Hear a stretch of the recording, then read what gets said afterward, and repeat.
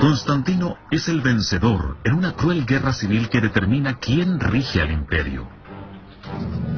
La noche antes de la batalla final, le dijo a su ejército que tuvo una visión desde el cielo.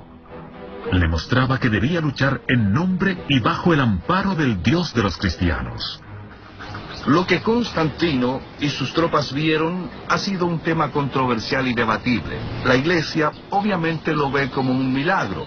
Los escépticos lo consideran una alucinación, o quizás una simple mentira. Pero recientemente surgió una ingeniosa teoría que propone que lo que Constantino vio fue un espejismo solar en el que un halo apareció alrededor del Sol. Además, también aparecieron los parahelios a ambos lados del Sol y en su vértice, formando una visión que podría ser descrita como el crismón. El crismón es un símbolo formado por las dos primeras letras de la palabra Cristo en griego. Es uno de los símbolos cristianos más antiguos, y Constantino lo ocupa para enviar un mensaje. Si él salía a luchar en nombre de Cristo, ganaría. Lo hizo, ganó y se convirtió en emperador. El único gobernante del imperio con el que llegaría la hora del cristianismo oficialmente. Ahora que esta nueva fe ya alcanzó los más altos niveles, ocurren cambios por todo el imperio. Indiferente del poder y la influencia que tenían los cristianos cuando Constantino logró el poder, la conversión de Constantino tuvo un efecto inmenso. Ahora los cristianos son ubicados en posiciones de gran poder. También proveyó reducciones fiscales para miembros del clero, entregó una enorme cantidad de tierras a la iglesia, y en esa época la tierra era riqueza. Antes, los rituales y cultos de los antiguos dioses eran pagados por el Estado. Lo que hizo Constantino fue retirar el patrocinio del gobierno central para los rituales politeístas y sacrificios, y se los dio a la iglesia. Los perseguidores se volvieron los perseguidos. Después, multitudes de cristianos fueron a saquear los templos, y aunque era algo ilegal, el gobierno central hizo caso omiso. Así Constantino le dio a la iglesia un poder físico y financiero, y le otorgó algo más: la genialidad romana para el orden y la organización. La iglesia se volvió eficiente, se volvió centralizada. Lograron solucionar los difíciles problemas que surgían, y la fuerza del Estado se aseguraba que las decisiones tomadas se impusieran universalmente.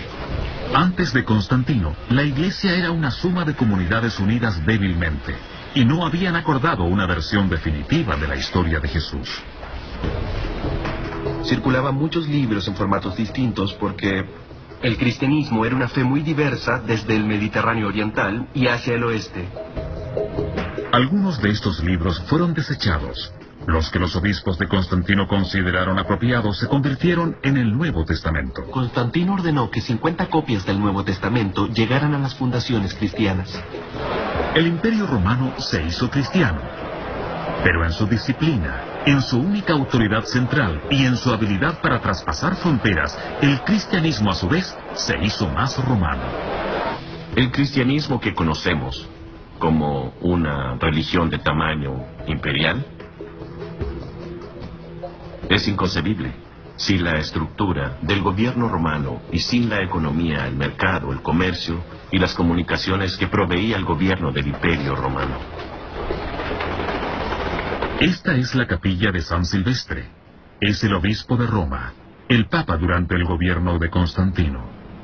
La representación artística en la pared muestra el momento en que Constantino le otorga autoridad legal a Silvestre. Puede ser el representante de Dios en la tierra, pero es el emperador quien le otorga el poder. Tal como pueden ver en estas ilustraciones, Constantino le da poder a la iglesia, dándole la corona al obispo de Roma, introduciéndolo a la administración imperial, dándole poder, el cual es un poder secular, no solo espiritual. Constantino no convierte al cristianismo en la religión del Estado. Hay que tener claro ese punto desde un comienzo. Pero lo que sí hace Constantino es iniciar un desarrollo que seguirá por la totalidad del siglo IV. La pintura muestra otro momento clave. Constantino hizo algo que era impensable hacer un par de décadas antes por un emperador romano. Fue bautizado. y todos quisieron imitarle. Cuando Constantino construye el primer bautisterio del mundo, finaliza este cambio rotundo en la fortuna de los cristianos. Antes fueron excluidos de los altos cargos y de los espacios sagrados. Ahora, ser cristiano era una ventaja. Mientras no fueras bautizado, básicamente no podías ingresar al espacio central de la iglesia. Y normalmente tenías que introducirte a una fuente, tal como lo hago yo ahora, que en esa época estaría llena de agua. La gente se sumergía en las aguas del bautismo, como símbolo del paso de la muerte a la vida, para conmemorar el paso de Cristo, quien fue sacrificado en la cruz, a la vida eterna. Cada nuevo cristiano estaría reemergiendo, saliendo de esta fuente y reemergiendo a una nueva fe en Roma. Y naturalmente la misma Roma estaba emergiendo a una nueva vida cristiana. El cristianismo había sido un oscuro culto oriental, una religión de inmigrantes y de las clases más bajas.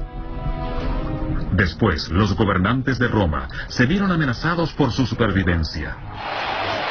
Pero a pesar de toda la crueldad, desconfianza y matanza de sus primeros años, las dos instituciones, el Estado romano y la Iglesia cristiana, se fusionaron. Aunque Pedro murió en las persecuciones de Nerón y enterraron su cuerpo entre tumbas paganas, su mensaje cristiano perduró. Tal como Constantino construyó la iglesia de Pedro sobre las ruinas de los edificios paganos, su imperio se convirtió en los cimientos para una fe mundial. Por mí